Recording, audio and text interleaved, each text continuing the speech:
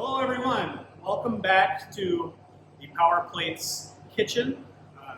Happy 4th of July week to everyone out there. So today I'd like to share with you a little hack for taking freshly prepared food. So say you're invited to a barbecue or a cookout and you don't just want to do hot dogs and brats, but also you don't want to prep your meal on a picnic table or in somebody's back porch on the cooler with a cutting board set up on it. So today I'm going to show a couple of entrees that are prepped and ready to go that you can throw in your cooler, take to the cookout, and wow everyone with your culinary prowess.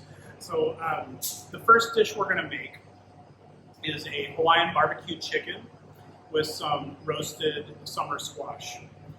Now this is a two-part thing, so we're going to start with our summer squash. We've got zucchini, yellow squash, and some very coarsely chunked red bell peppers.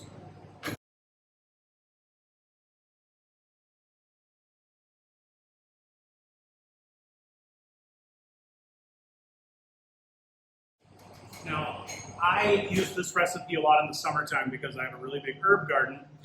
So many that I can't really use them all. So I just throw any kind of herbs into my food processor or my blender and whip that up with some olive oil, and it makes a nice little base for getting that fresh herb flavor into things without having to fuss them or freeze them or make a salt out of them or anything complex. So a little bit of salt and pepper. And then you can see here I've got about 12 by 12 or so aluminum foil. I'm just going to arrange all my vegetables on one side here. The nice thing about this meal is you could prepare this in a family-sized portion, just rip off more foil and roll more stuff up into it. So that's the veggie portion. Now, for the chicken, I've added some chunks, big chunks of pineapple. I have my chicken chunked up into about 1-inch pieces because I don't want the cooking time to be that long. I don't want the other smaller bits to overcook. And you don't want to leave this on the grill too long anyway. So these are some 1620 shrimp. We're going to throw about 6, 7, 8, 9 in there. And then in the bowl, I'm just going to add this Power Plate House BBQ Sauce. You can use just about anything, Cattleman's or whatever your preference is. I'm just going to toss this all up so it's evenly coated. Making sure to get the pineapple, the chicken, and the shrimp all nice and evenly coated with that barbecue glaze.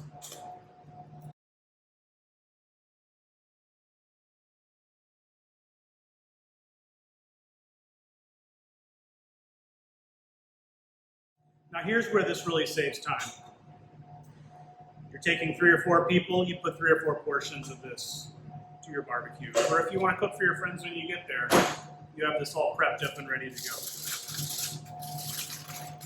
And once you have this all folded up, you can throw that right into a beer cooler, whatever you're taking out to the lake.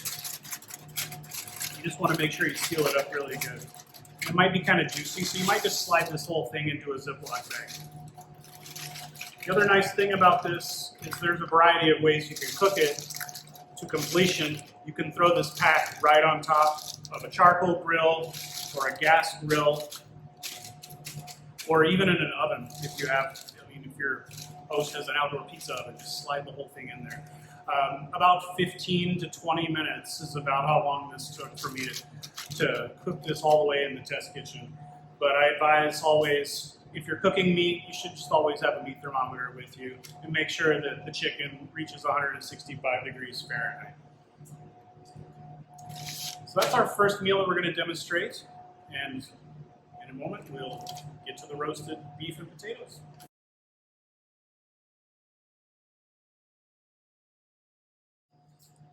Now on to our second cookout meal. This is a roasted beef, potato, red onion, and carrot mixture we're going to put in our foil packet now. So I've taken some sirloin and chopped it into about 1.5 inch cubes. We'll make this one big enough for about 2 people, so we'll add about 10, 12 ounces of beef here. So with this one, a little bit of olive oil, a little bit of salt and pepper, that's all we're going to do. Very simple with this. You do want to add another element of flavor to this one without adding additional calories. You take like a whole sprig of rosemary, just throw that right in there on top of it. I love the way the beef and rosemary cook together. It's really aromatic and wonderful. So I've taken some carrots, peeled, chopped into really chunky pieces. Same with the red onion here, into big chunky shapes. And then red beet potatoes. And again, I've kind of cut these a little bit smaller because this is going to take the longest to cook, so therefore we should cut it the smallest. Put all that together in our bowl. Again, with just a little bit of the herb oil, a little pinch of salt and pepper. Tossing that together. And then right alongside our beef. That's definitely enough for 2 people there. And again, just seal this up. Throw it in the cooler. Drive to the lake. Find the nearest guy with a grill. Push those burgers and hot dogs off to the side. Park this thing right alongside for 15 minutes. Check that it's done and enjoy.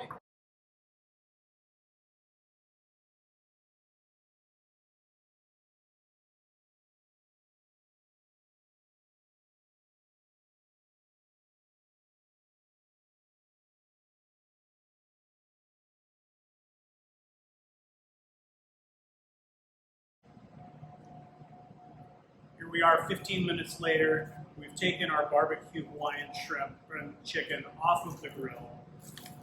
Verified to make sure that chicken is fully cooked. It smells amazing. We're going to plate this up. We're going to get our nice squash here. Now it's worth mentioning, there's a lot of moisture in this particular recipe.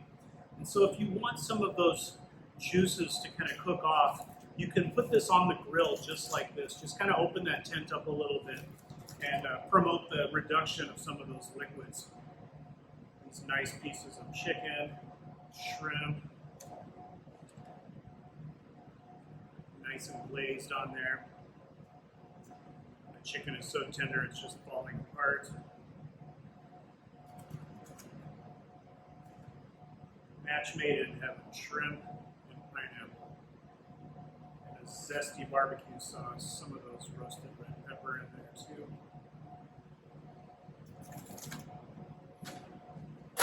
And there's our time-saving Hawaiian barbecue chicken.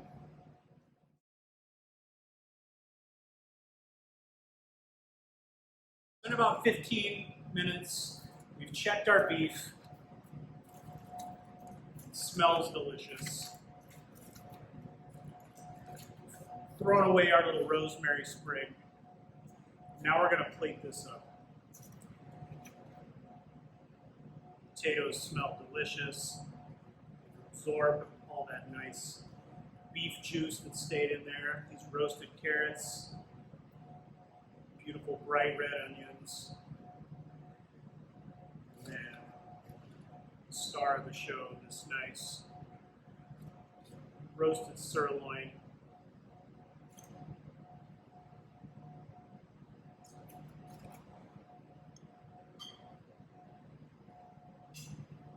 Whoops.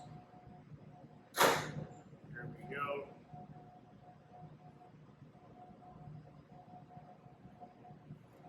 Saving some time, bell ball at the barbecue.